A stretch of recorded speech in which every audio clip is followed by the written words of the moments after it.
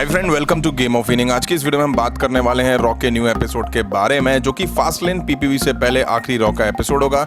काफी कुछ देखने को मिल सकता है हमें इस एपिसोड में। अब देखना होगा कि फैंस के लिए ये शॉकिंग होता है एपिसोड या नहीं। आई होप वीडियो आपको पसंद आएगी। तो बढ़ते हैं वीडियो की तरफ और शुरू करते हैं वीडियो बेल बजा के। पिछले हफ्ते की तरह रोमन रेंज ने इस वीक के एपिसोड की भी शुरुआत करी। उन्होंने आगे कहा कि मैंने पिछले हफ्ते वापसी की थी, इस हफ्ते लग रहा है कि पूरी तरह अब ये मेरा यार्ड है। मैंने अपने फ्यूचर के बारे में सोचा और मैं क्या चाहता हूँ वो भी मैंने सोचा, लेकिन यही पता चला कि एक आदमी मेरे साथ खड़ा है और वो है सेथ रॉलिंस। मैं अब सेथ रॉलिंस को बुलाना चाहता हूँ। जिसके बाद सेथ रॉलिंस की एंट्री होती है। सेथ रॉलिंस ने कहा कि हम आगे बढ़े उससे पहले मैं कहना चाहता हूँ, लास्ट वीक जब तुमने अपनी वापसी के बारे में बताया तो वो मेरे करियर का सबसे बड़ा पल था। जब तुम यहाँ आके खड़े हुए मुझे फील हुआ अब मैं कुछ भी कर सकता हूँ। तुमसे मैं इंस्पायर्ड हुआ हूँ, मोटिवेट हुआ हूँ और मैं रसलमेनिया में बीस्ट को हराऊंगा और मैं यूनिवर्सल टाइटल को वापस रॉ पर लाऊंगा।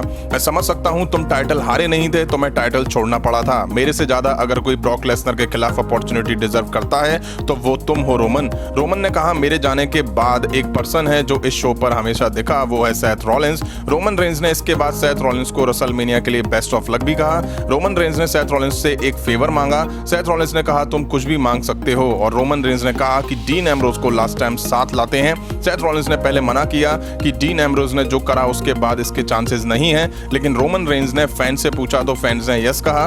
रोमन रेंज ने इसके बाद फिर से सेथ रॉलिंस को एक रिलेशनशिप के बारे में समझाया और कहा कि हम भाई हैं और हम एक मोमेंट चाहते हैं लास्ट टाइम। काफी सोचने समझने के बाद सेथ रॉलिंस ने हाँ कर दिया और कहा कि रोमन रेंज तुम चाहते हो केवल इसलिए मैं हाँ कर रहा हूँ। और रोमन रेंज ने इसके बाद डीन एम्ब्रोज को बुलाया। तभी डीन एम्ब्रोज की एंट्री होती है, लेकिन डीन एम्ब्रोज के आते ही पीछे से अलायंस ने उनके ऊपर गिटार से अटैक कर दिया। रोमन रेंज और सेथ रॉलिंस उन्हें खड़ा करने की कोशिश कर रहे थे, लेकिन डीन एम्ब्रोज दोनों को धक्का देते हुए बैक स्टेज चले जाते हैं। इसके बाद हमें Finn Balor, Kurt Angle, Braun Strowman versus Baron Corbin, Drew McIntyre, Bobby Lashley के बीच 6 मैन टैग टीम मैच देखा। ब्रॉन स्ट्रोमैन और बैरन कॉर्बिन ने मैच की शुरुआत करी। पहले बैरन कॉर्बिन ने ब्रॉन स्ट्रोमैन को मारा, बट ब्रॉन स्ट्रोमैन ने वापसी करी और इसके बाद ब्रॉन स्ट्रोमैन ने ड्रू मैकिंटायर को भी मारा। जिसके बाद बैलर और ड्रू मैकिंटायर आमने सामने आए। ड्रू मैकिंटायर बैलर पर हावी दिखे। टैग के बाद कर्ट एंगल की एंट्री हुई। आते ही उन्होंने ड्रू मैकिंटायर को एक सुप्लेक्स और एंकल लॉक लगा दिया। इस मैच में लियो रश ने भी दखल अंदाजी दी। बैरन कॉर्बिन ने बैलर को स्टील स्टेप से भी मारा। बॉबी लैशले ने बैलर को स्पीयर देके मैच अपने नाम कर लिया। मैच के बाद तीनों ने कर्ट एंगल को बुरी तरह मारा और फिन बैलर को भी नहीं बख्शा। इसके बाद ट्रिपल एच का सेगमेंट दिखा। उन्होंने आके कहा कि हमें एक मौका मिला था रिक फ्लेयर के बर्थडे को सेलिब्रेट करने का, लेकिन हम नहीं कर पाए। मैं इस बात से अपसेट नहीं हूँ। रिक फ्लेयर हमेशा अच्छे बुरे में मेरे साथ रहे हैं। उनके साथ मेरे संबंध हमेशा काफी अच्छे रहे हैं। पिछले हफ्ते हम एक बार और उन्हें बुलाकर ये बताना चाहते थे कि वो हमारे लिए क्या इंपॉर्टेंस रखते हैं। ये नहीं हो पाया। बटिस्टा ने अच्छा नहीं किया। हर बार की तरह क्विट बटिस्टा, तुमने ये क्या किया? तुमने क्या किया? 70 साल के आदमी को मारा। अब मैं इस बात की परवाह नहीं करता हूँ कि तुम कहाँ जाना चाहते हो और क्या करना चाहते हो, लेकिन अब मेरे सामने खड़े होकर दिखाओ और मुझसे नजरें मिलाकर देखो। भागने से कुछ नहीं होगा। अब तुम्हें मेरे सामने आना ही पड़ेगा और अब मैं पीछे नहीं हटूंगा। ये मैं तुम्हें चैलेंज करता हूँ। इसके बाद हमें बैक स्टेज स्टेफनी मैकमैन दिखी। बैक स्टेज स्टेफनी मैकमैन से रॉ वुमेन्स चैंपियनशिप के बारे में पूछा गया तो उन्होंने सभी को चौंका दिया। स्टेफनी मैकमैन ने बेकी लिंच के सस्पेंशन को लिफ्टेड कर दिया और ये कहा कि वो फिजिकली फिट नहीं है, लेकिन उन्हें कॉन्ट्रैक्ट साइन करना पड़ेगा कि अगर उन्हें कुछ हुआ तो WWE की जिम्मेदारी नहीं होगी। इसके बाद स्टेफनी मैकमैन ने वैकेंट रॉ चैंपियनशिप के लिए Becky Lynch versus Charlotte flare के बीच फास्ट लेन के लिए मैच बुक कर दिया। वाकई शॉकिंग है, मतलब कि रोंडा रॉजी अब चैंपियन नहीं है और रसलमेनिया 35 का जो मैच बुक हुआ था उसका क्या होगा, लेकिन अभी भी WWE ने रोंडा रॉजी को अपनी वेबसाइट पर चैंपियन दिखाया हुआ है। इसके बाद हमें डीन एम्ब्रोज वर्सेस अलायंस के बीच मैच दिखा। बैक स्टेज रोमन रेंज और सेथ रॉलिंस डीन एम्ब्रोज को शील्ड के रियूनियन के लिए मनाते दिखाई दिए। डीन एम्ब्रोज ने आते ही अलायंस को पंचेस मारना शुरू करा। कुछ टाइम डीन एम्ब्रोज काफी हावी दिखे। अलायंस ने पलटवार करा और डीन एम्ब्रोज के शोल्डर को टारगेट करा।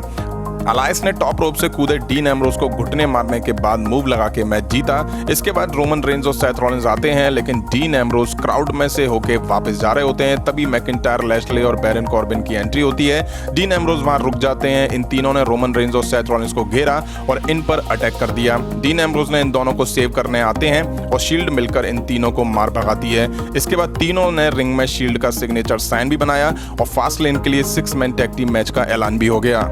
इसके बाद हमें साशा बैंक्स वर्सेस तमीना के बीच मैच दिखा। तमीना ने शुरुआत में ही साशा बैंक्स पर अटैक करा। जैसे तैसे बैंक्स ने वापसी करी और तमीना पे अटैक करा। साशा बैंक्स ने तमीना पर अपना सबमिशन भी लगाया, लेकिन नाया जैक्स ने उन्हें रिंग के बाहर से खींच लिया। बैले को भी नाया जैक्स ने रिंग के बाहर ढेर करा और तमीना ने यह मैच जीत लिया। इसके बाद स्टेफनी मैकमैन का हमें सेगमेंट दिखा जहां वो रॉ वुमेन्स चैंपियनशिप लेकर रिंग में एंटर होती हैं। स्टेफनी मैकमैन बोलते हैं कि WWE में कुछ भी हो सकता है, रोड टू रेसलमेनिया में सब पॉसिबल है। रोंडा रॉजी ने क्या किया आप सभी ने देखा, तो मैं सबसे पहले शार्लेट फ्लेयर को बुलाना चाहती हूँ। उसके बाद एंट्री होती है शार्लेट फ्लेयर की और फिर बेकी लिंच को स्टेफनी मैकमैन इन्वाइट करती हैं रिंग में गए। इन दोनों के आने के बाद स्टेफनी मैकमैन बोलती हैं हमें अब चैंपियन चाहिए। फास्ट लेन में Charlotte Flair versus Becky Lynch के बीच मैच होगा, वहां पता चलेगा कि कौन रॉ वुमेन्स चैंपियन बनेगी। लेकिन बेकी लिंच तुम्हें पहले एक लीगल एग्रीमेंट साइन करना पड़ेगा, जिसके बाद फास्ट लेन के मैच में अगर तुम्हें कुछ होता है तो WWE लिए इसके जिम्मेदार नहीं होगी।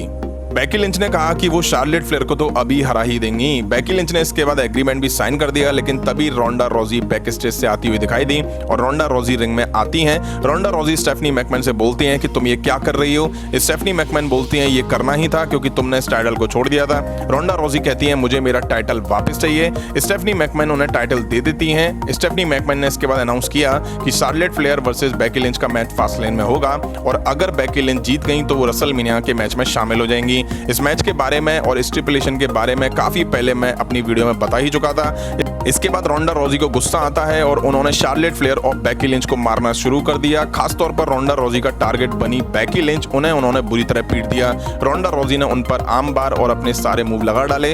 रोंडा रॉजी ने अटैक का बेकी लिंच से बदला लिया। यहीं आज रॉक का एपिसोड खत्म हुआ। आज के एपिसोड में शील्ड हमें फिर से बनती हुई दिखाई दे चुकी है और फास्ट लेन में शील्ड फिर से एक्शन में दिखने वाली है टीम बैरन कॉर्बिन के खिलाफ। वहीं आज बैक स्टेज स्टेफनी मैकमैन ने रॉ वुमेन्स टाइटल वैकेंट भी बताया और मेन इवेंट में उसे रोंडा रॉजी को दे भी दिया, जिसके बाद साफ है कि रेसलमेनिया 35 में Ronda Rousey versus Charlotte Flair versus Becky Lynch के बीच ट्रिपल थ्रेट मैच तो दिखना ही है। आई होप आपको आज का एपिसोड और मेरी वीडियो पसंद आई होगी, तो लाइक करें, शेयर करना ना भूलें। फिलहाल इस वीडियो में इतना ही। इस तरह के अपडेट्स के लिए चैनल के सब्सक्राइब बटन पर ट्रिपल पावर बम मारकर चैनल सब्सक्राइब करें और बेल आइकन जरूर प्रेस करें। मिलता हूं नेक्स्ट वीडियो में। Thank you.